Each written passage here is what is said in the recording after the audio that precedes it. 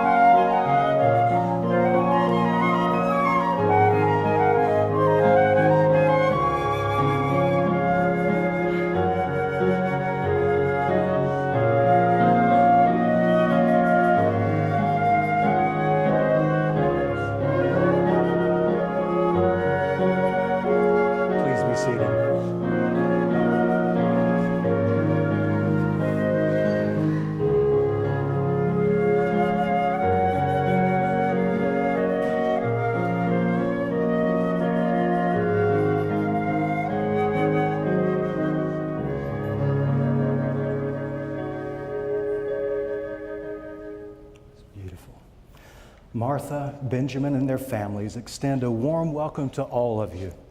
They're elated that you could be here today for this joyous marriage celebration. We have come together this day to uphold you, Martha, and you, Benjamin, and as you exchange your vows of marriage. We celebrate with you the love you have discovered in each other, and we support your decision to continue your life's journey together as husband and wife. No union is more profound than marriage, for it embodies the highest ideals of love, fidelity, devotion, sacrifice, and family. In forming a marital union, two people become something greater than once they were. Would the family please stand?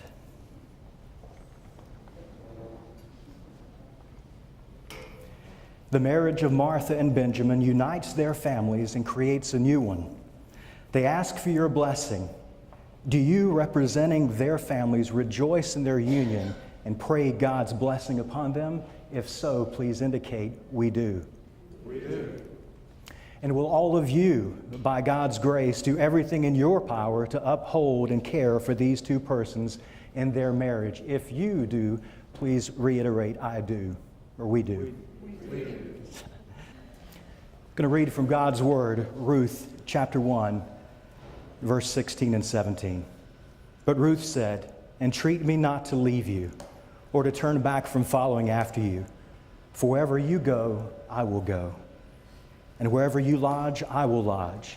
Your people shall be my people, and your God my God.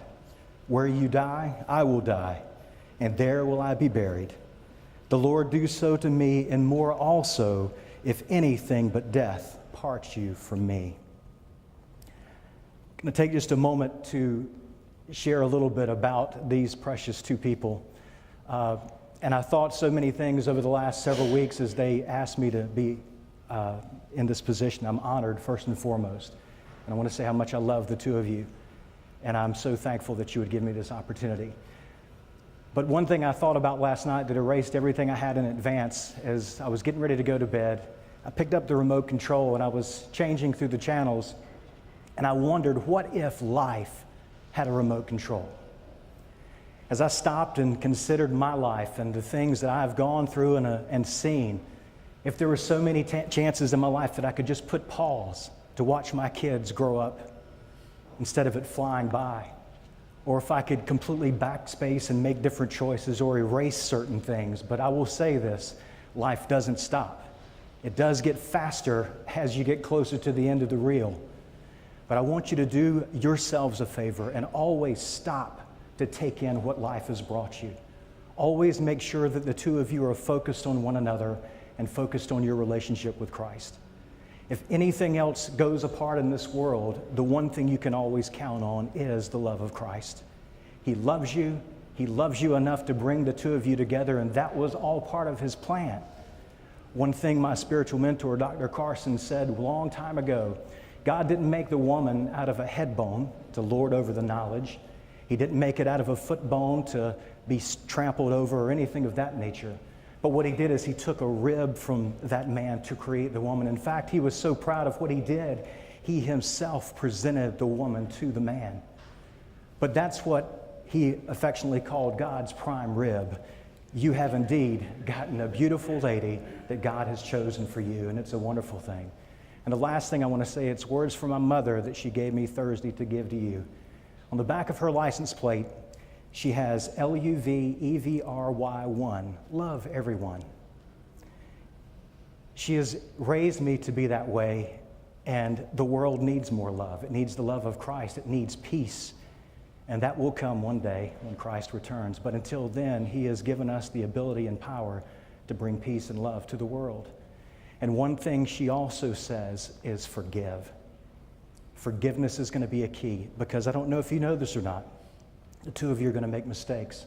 You're going to hurt each other's feelings, and your feelings are going to be hurt by one another. But as my mama says, forgive. Because I'm telling you, if we could just forgive as the Lord does, this world wouldn't be the way it is. And I'm so excited to see how the world is going to change because of the two of you, because you're so special in not only God's eyes, but in the eyes of all these witnesses that are here. And I thank you for the honor of being here. you give that beautiful bouquet to your sister? Would you take the hands of your beautiful momentary fiancé? Benjamin, excuse me, will you have this woman to be your wife, to live together in holy marriage? Will you love her, comfort her, honor and keep her in sickness and in health, and forsaking all others, be faithful to her as long as you both shall live? Martha, will you have this man to be your husband, to live together in holy marriage? Will you love him, comfort him, honor and keep him in sickness and in health, forsaking all others, be faithful to him as long as you both shall live? Benjamin, I want you to repeat after me. I, Benjamin, take you, Martha, to be my wedded wife, to have and to hold from this day forward, for better or for worse, for richer or for poorer, in sickness and in health, to love and to cherish, till death do us part. According to God's holy ordinance, and thereto I pledge myself to you. This is my solemn vow. Martha did the same. I, Martha, take you, Benjamin, to be my wedded husband, to have and to hold from this day forward, for better, for worse, for richer or for poorer, in sickness and in health, to love and to cherish, till death do us part, according to God's holy ordinance, and thereto I pledge myself to you. This is my solemn vow.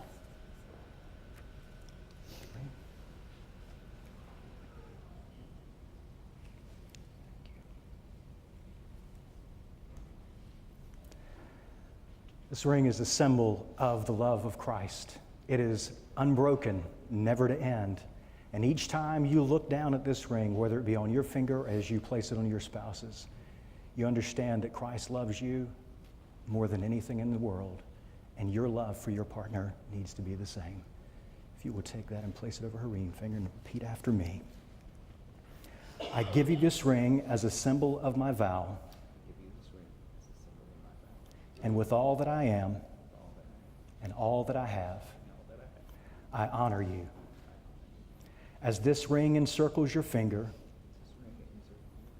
from this day forward, so will my love encircle you.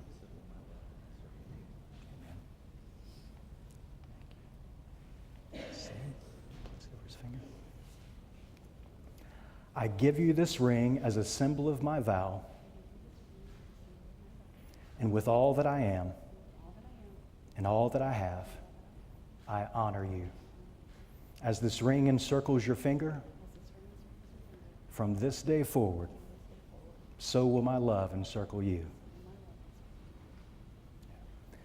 Benjamin and Martha have decided to do a unity ceremony, which is going to be the tying of the fisherman's knot.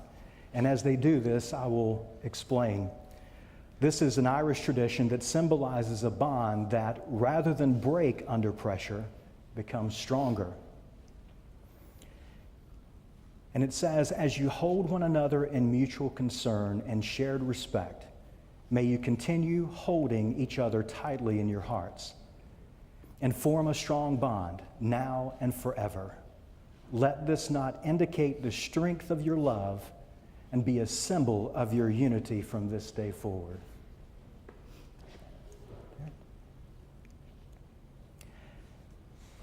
Benjamin and Martha have selected a reading called Scaffolding by Seamus Heaney. Masons, when they start upon a building, are careful to test out the scaffolding, make sure that planks won't slip at busy points, secure all ladders, tightening bolted joints. And yet all this comes down when the job's done, showing off walls of sure and solid stone. So if, my dear, there sometimes seems to be old bridges breaking between you and me, never fear. We may let the scaffolding fall, confident that we have built our wall. For as much as Martha and Benjamin have consented together in holy matrimony and have pledged their love and loyalty to each other and have declared the same by the giving and receiving of rings, by the power vested in me by God in the state of North Carolina, and as witnessed by friends and family, I now pronounce you husband and wife. You may seal this union with a kiss.